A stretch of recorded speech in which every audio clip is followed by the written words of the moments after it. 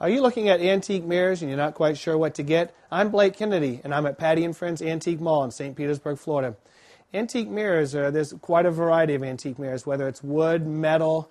You just want to make sure that you know where you're putting that antique mirror. So go and take the measurements, whether it's in your bedroom or it's in your bathroom. You got to make sure you know what type of mirror you're looking for before you go out and buy. So you want to get out and hit the antique shops and the antique malls. The antique malls are a good choice to go to because you have a variety of people within inside that mall. There'll be 40 or 50 or 60 different dealers, so the choices might be very good at finding that antique mirror. And the reason I tell you, you want to make sure you know where you're putting that antique mirror. You certainly don't want to put a natural wood mirror that hasn't been stained or varnished or painted inside of a bathroom where there's a lot of moisture, because it'll suck right into that wood and ruin that antique mirror in no time at all. So just make sure you know where you're putting it.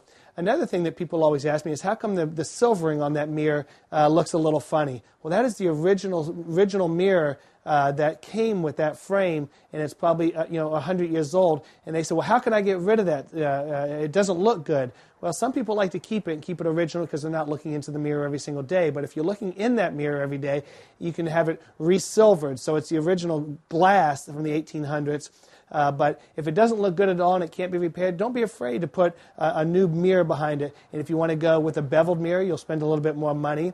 But don't be afraid to change the mirror out, especially if it's a mirror, antique mirror that you're going to be using every day. You have quite a few choices out there when you hit the antique shops. So pick out the right one that makes you look good. I'm Blake Kennedy.